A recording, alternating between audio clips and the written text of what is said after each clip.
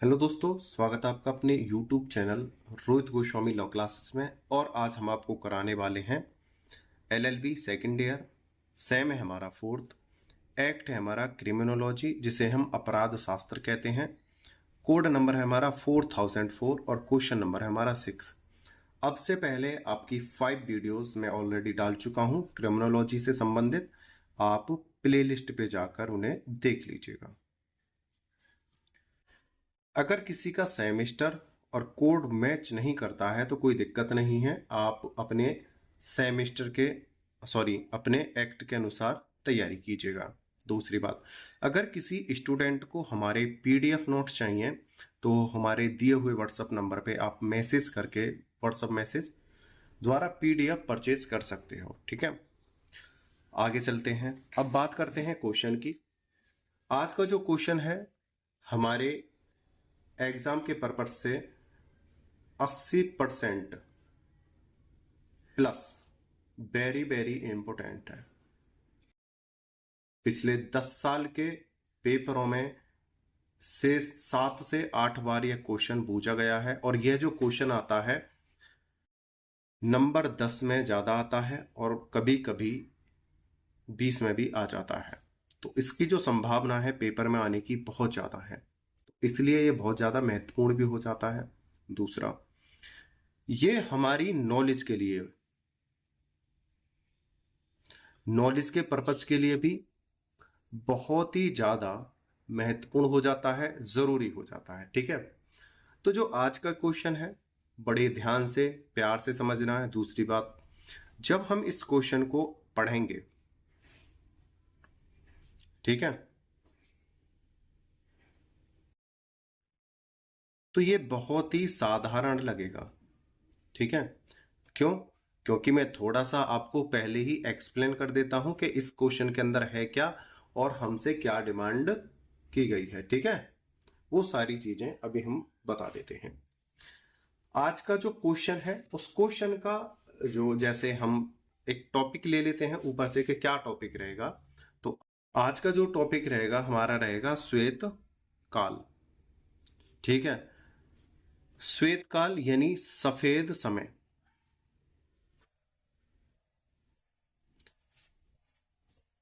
आप जैसे हम कोई क्वेश्चन याद करते हैं GK GS या फिजिक्स केमिस्ट्री, आजकल तो मैथ में भी या और सभी सब्जेक्टों में शॉर्ट ट्रिक चलती है। तो श्वेत काल को हम श्वेत सफेद समय के नाम से याद रखेंगे। ठीक है, श्वेत काल यानी सफेद समय। अब दूसरी बात करते हैं, ये श्वेत काल होता क्या है। बात करते हैं पहले। अपराध 2 प्रकार के होते हैं। अब से पहले वीडियो में हमने पढ़ा था अपराध क्यों होता है, अपराध के रोकथाम के उपाय क्या हैं, अपराध के दंड क्या है। लेकिन हम क्या पढ़ेंगे कि अपराध 2 प्रकार के होते हैं। ठीक है, पहले कि सर आप एक नई चीज और ले आए, अपराध 2 होते हैं, कैटेगरी A और कैटेगरी B। ठीक है, अब इन कैटेगरियों में इनके भरते हैं कॉलम। चोरी, डकैती, चोरी डकैती लूट, ये तीनों अलग अलग होते हैं भाई, ध्यान रखना इस बात को। चोरी डकैती लूट, लूट और चोरी तीनों अलग अलग होते हैं।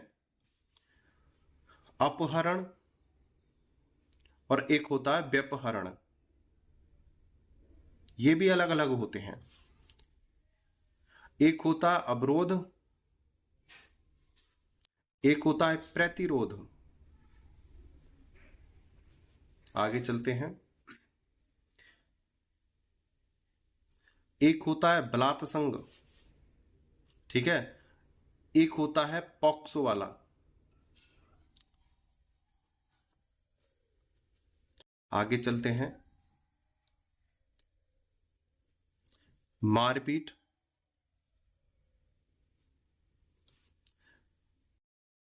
बलवा या दंगा, ठीक है, या जमावड़ा,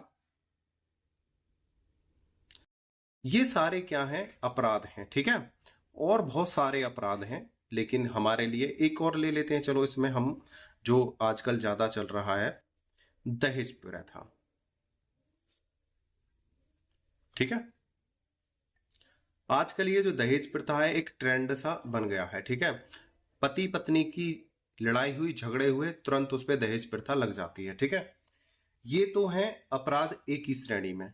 ठीक है, अब दूसरे अपराधों के भी कॉलम हम बना देते हैं। यहां पे देखते हैं कितने बना पाते हैं। जैसे चीनी में मिलावट, चीनी, भाई ये चीनी मैंने इसलिए लिखा है, हमारी दैनिक उपयोग की चीज है और सब जानते हैं इसे। अब मोटे तौर पर लिख दो, खाने पीने की वस्तु में मिलावट, खाने पीने की वस्तु में मिलावट,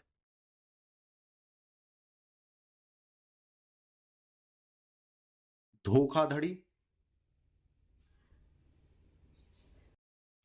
नकली प्रोडक्ट। ठीक है, जालसाजी खाने पीने की वस्तुओं में। ठीक है, खरीदना, बेचना या करार करना या समझौता करना। ठीक है, कि ऐसी चीजों पे, चीनी तो एक एग्जाम्पल के तौर पे ले ली है। ठीक है, खाने पीने की वस्तुओं में मिलावट, धोखाधड़ी, नकली प्रोडक्ट, जालसाजी, खरीदना या बेचना, करार करना या समझौता करना, दूसरी कैटेगरी में ये आते हैं। इनको हम कहते हैं श्वेत अपराध। अगर दूर से देखें, अगर हम दूध लेने जा रहे हैं, ठीक है, हम गए डेयरी पे दूध लेने, ठीक है, और दूध में है मिलावट, लेकिन जब हम घर लेके आएंगे, हमारे दो मन रहते हैं कि यार इसमें मिलावट है, फिर एक मन कहेगा नहीं यार ये तो बहुत अच्छे आदमी, मिलावट नहीं होगी। लेकिन पानी में जो मिलावट है वे खास तौर पर हमें महसूस नहीं होती है, शंका जरूर होती है, लेकिन हम जांच पड़ताल नहीं कर पाते हैं मिलावट है या नहीं। तो वो कैसा अपराध है? जो ढका हुआ है, श्वेत है, उस पर किसी प्रकार का दाग नहीं है। कैसा है? श्वेत अपराध। हम खाने के लिए कोई वस्तु लेके आते हैं, उसमें रहती है मिलावट। ठीक है, हम क्या सोचते हैं, भाई हम कोई वैज्ञानिक तो है नहीं, कोई हम रिसर्च तो कर नहीं रहे। ठीक है, खाने पीने का थोड़ा सा टेस्ट बदल जाता है, थोड़ा बहुत, तो हम शक के दायरे से कहते हैं, देखते हैं यार इसमें थोड़ा बहुत मिलावट है। तो वो कैसा अपराध है? वे श्वेत अपराध है। दूसरी बात, हमने कैटेगरी बता दी, अपराध ए और अपराध बी। ये जो बी वाले हैं ये श्वेत अपराध होते हैं, क्योंकि आगे हम पढ़ाते तो बहुत बच्चों की कमेंट और एक कंफ्यूजन बना रहता कि सर ये अपराध श्वेत अपराध नहीं आते, तो ये अलग हैं और ये अलग हैं। ठीक है, आगे चलते हैं। ये जो श्वेत अपराध होते हैं, ये अपराध जो होते हैं ए प्रकृति वाले, इनको गरीब भी कर सकता है, अमीर भी कर सकता है। गरीब या अमीर कोई भी व्यक्ति कर सकता है, छोटा बड़ा, गरीब अमीर कोई भी कर सकता है। लेकिन जो ये श्वेत काल वाले जो अपराध हैं, इनको सिर्फ अमीर व्यक्ति ही कर सकते हैं। अमीर या उच्च वर्ग वाले। उच्च वर्ग का मतलब यहां किसी जाति या धर्म से नहीं है भाई, इस बात को मत सोचना। उच्च वर्ग का मतलब जो अमीर व्यक्ति है, उच्च वर्ग जो पैसे के स्तर से ऊंचा है। जाति या धर्म को इसमें कनेक्ट ना करना, पहले बता रहा हूं। उच्च वर्ग जो पैसे के स्तर से बड़ा है, इसमें वही व्यक्ति अपराध कर सकता है। उम्मीद करता हूं यह चीज आपको यहां तक अच्छे से समझ में आई होगी, समझ चुके होगे। इसी के ऊपर हमारा ये पूरा क्वेश्चन डिपेंड करता है। इसके कारण क्या है, कौन करता है, उपाय क्या है, नुकसान क्या है। ठीक है, ये सारे आंसर क्वेश्चन हमारे प्रश्न और उत्तर में मिलेंगे। ठीक है, अब हम चलते हैं अपने क्वेश्चन और आंसर को देखते हैं। ठीक है,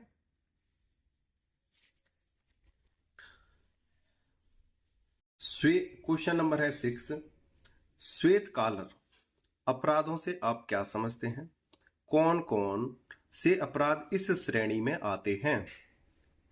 इन अपराधों को रोकने के लिए भारत सरकार ने क्या किया है? ठीक है, या श्वेतपोश अपराधों पर टिप्पणी लिखिए।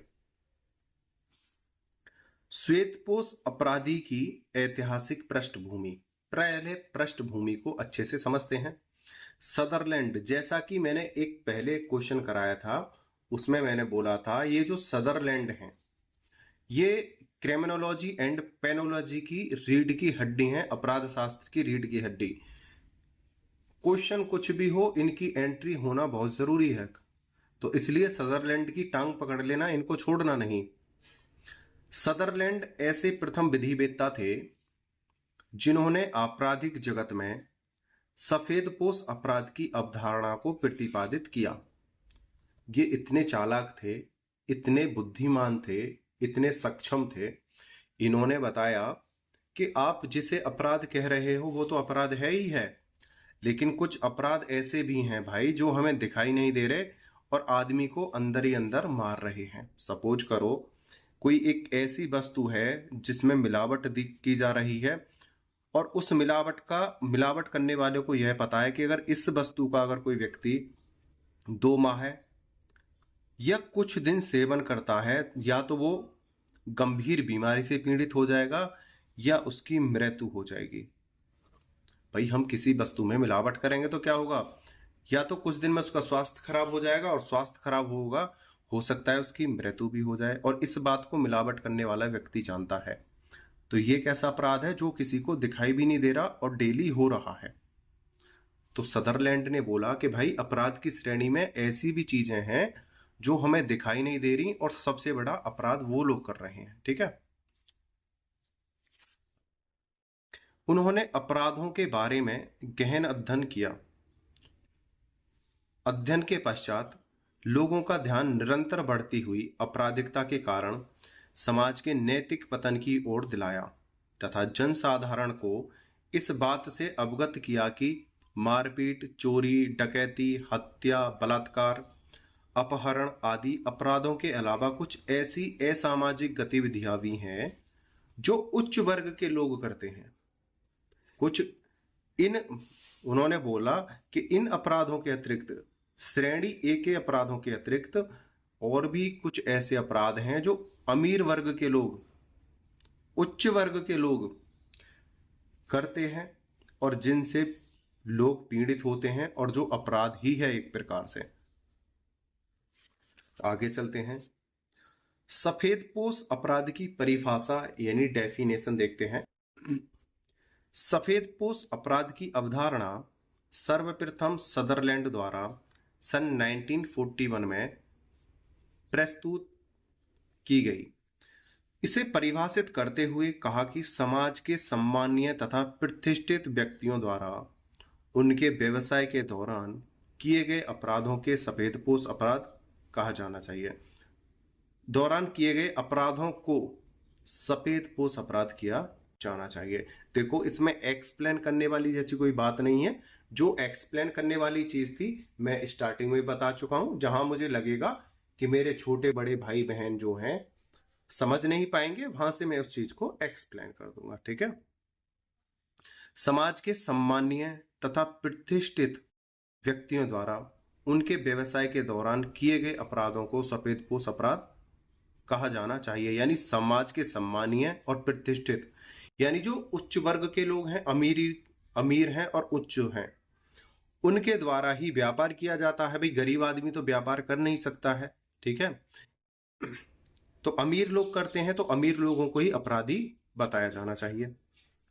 अतः झूठे और कपटपूर्ण विज्ञापनों द्वारा, आजकल आपने देखा होगा ऋतिक रोशन ड्यू की पेप्सी लेते हैं, सॉरी ड्यू की बोतल लेते हैं, जो जिसे हम पेप्सी भी बोलते हैं, पहाड़ पे चढ़ जाते हैं और एक घूंट लगाते हैं, बाइक से फिर छलांग लगा देते हैं। क्या वो रियल में इस प्रकार से कर सकते हैं? क्या ड्यू पीकर कोई व्यक्ति तीसरी मंजिल से कूद सकता है? 20 फीट से कूद सकता है? नहीं कूद सकता। ठीक है। जो विज्ञापन दिखाए जाते हैं वो क्या है? गलत होते हैं। ये लोगों को क्या कर रहे हैं? भ्रम पैदा कर रहे हैं, उनके अंदर एक अपराधी प्रक्रिया उत्पन्न कर रहे हैं। ठीक है। कौन? अमीर लोग। कपटपूर्ण विज्ञापनों द्वारा, भाई ये ड्यू का जो हो रहा है या अन्य किसी का हो रहा है, ये क्या है? एक अपराध ही है।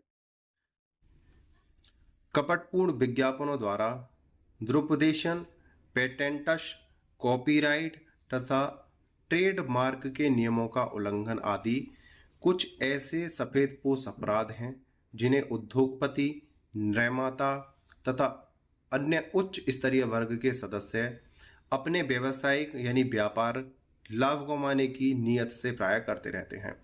ट्रेडमार्क यानी अपने लोगों का गलत इस्तेमाल करना, अपने रजिस्ट्रेशन का गलत इस्तेमाल करना, जो उनके पास क्षमता है, जो कार्य उन्हें करना चाहिए उसके विपरीत कार्य करना, इस प्रकार के अपराध उच्च वर्गीय अमीर लोग करते रहते हैं। ठीक है।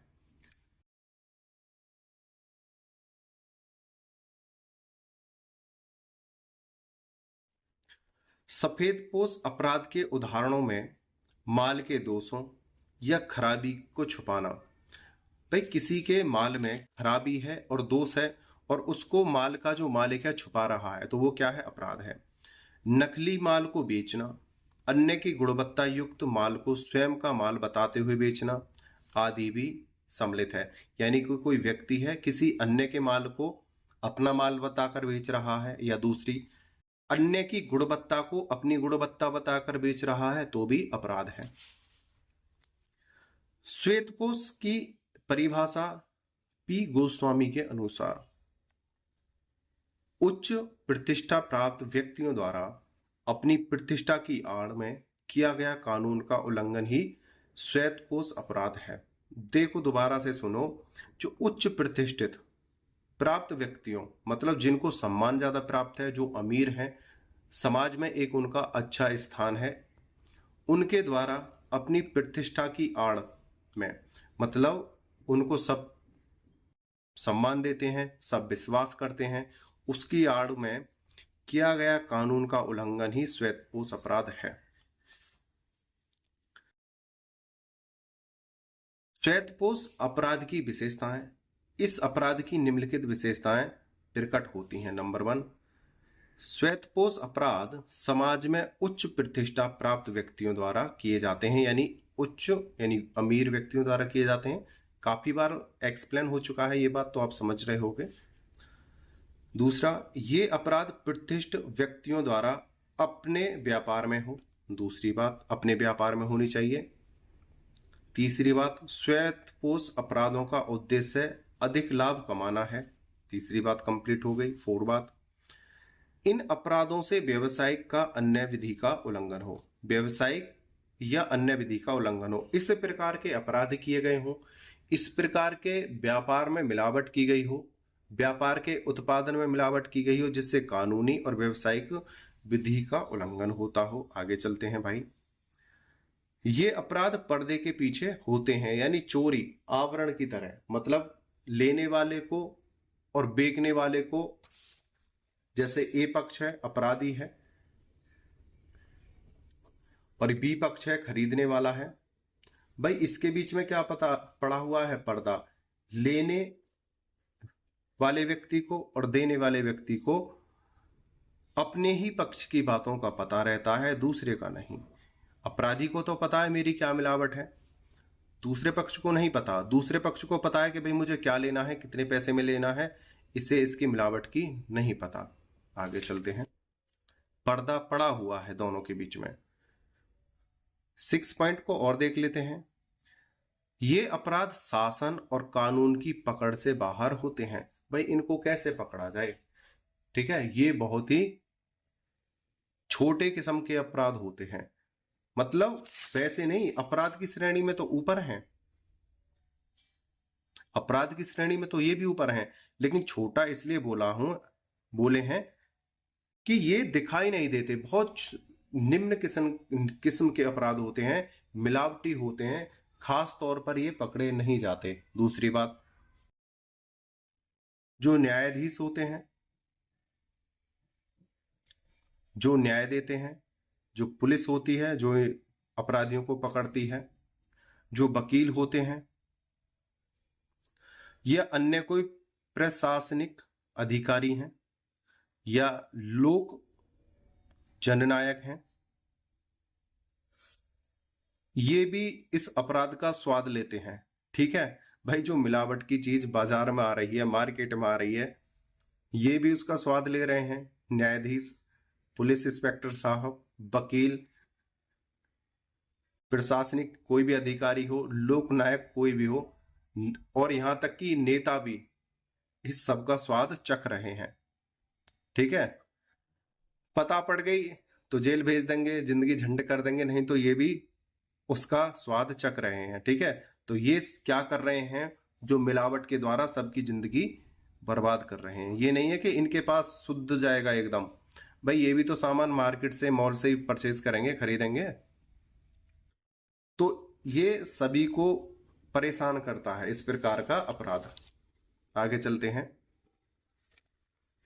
थोड़ा ये हास्यप्रद भी था, ठीक है, और थोड़ा ये समझाने के लिए भी आपको बताया है कि यहाँ पर कहने का मतलब ये है कि यहाँ पर किसी को भी नहीं छोड़ा जाता है, सबके लिए ये समान है। भाई जब कोई मिलावट हो रही है और मार्केट में कोई चीज चली गई, ये थोड़ी है कि भाई इंस्पेक्टर साहब आ रहे हैं, इनके लिए दूसरा पार्ले जी का पैकेट निकाल के दो, भाई इनके लिए धनिया जो है दूसरा निकाल के दो, नहीं, वो सबके लिए समान है। ठीक है। श्वेतपोश अपराधों की श्रेणी का करार। श्वेतपोश अपराधों का वर्गीकरण करना आसान नहीं है, क्योंकि जैसे जैसे प्रयोग बढ़ रहे हैं वैसे वैसे इनकी संख्या और प्रकृति में वृद्धि हो रही है। मनुष्य का अपराधी मन दिन प्रतिदिन नए नए अपराधों की खोज में लगा हुआ है। यहां पर एक चीज देखो, श्वेतपोश अपराधों का वर्गीकरण आसान नहीं है। अगर हम किसी भी प्रकार से कोई नए नियम बनाते हैं, संस्था बनाते हैं इन्हें पकड़ने के लिए, तो जो श्वेतपोश के जो अपराधी हैं ये भी बहुत ज्यादा चालाक हैं। ये भी उस नियम को देखते हुए, संस्था को देखते हुए और ज्यादा अच्छे तरीके से काम करते हैं, उनसे छुपे छुपे काम करते हैं और अपने अपराध को अंजाम देते रहते हैं, अपने कार्य को अंजाम देते रहते हैं। ठीक है।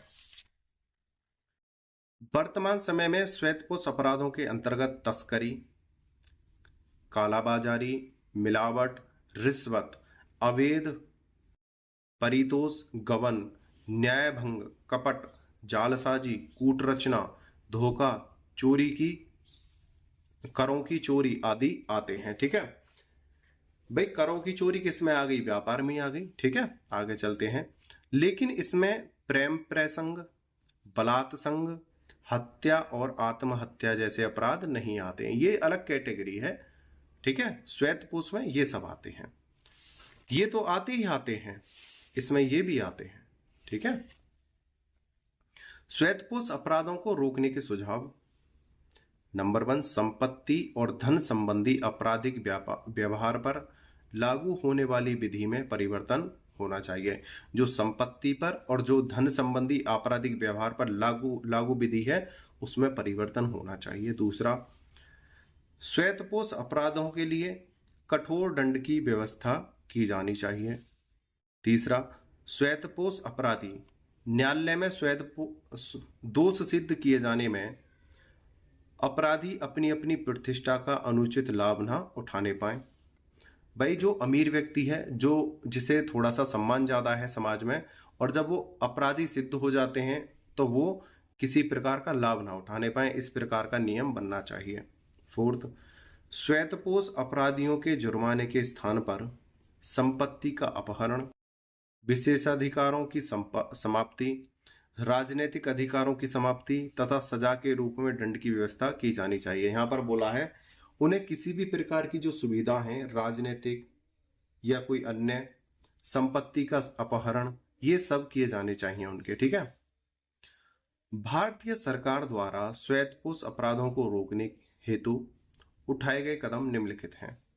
जांच आयोग की स्थापना। भारत सरकार ने समय समय पर विभिन्न प्रतिष्ठित औद्योगिक संस्थाओं के कार्यकलापों की जांच के लिए आयोग नियुक्त किए हैं। जो भारतीय सरकार है उसने इस प्रकार के अपराधों को, श्वेतपोश अपराधों को रोकने के लिए जांच आयोगों की स्थापना की है और समय समय पर उनके लिए कार्य भी करते हैं। जैसे इसमें एग्जाम्पल है, डालमिया जैन प्रतिष्ठान की जांच के लिए विपिन घोष जांच आयोग बनाया गया था। दूसरा है, मुद्रा प्रतिष्ठान हेतु की जांच के लिए छांगला कमीशन नियुक्त किया गया था। आगे चलते हैं। विभिन्न नियंत्रण अधिनियमों का पारित किया जाना। केंद्र सरकार का उद्देश्य देश के प्राकृतिक साधनों और आर्थिक स्रोतों का बंटवारा और प्रबंध इस प्रकार करना है कि समाज के सभी वर्गों को समान रूप से राहत मिले। इस उद्देश्य से केंद्रीय सरकार द्वारा विभिन्न अधिनियम पारित किए गए।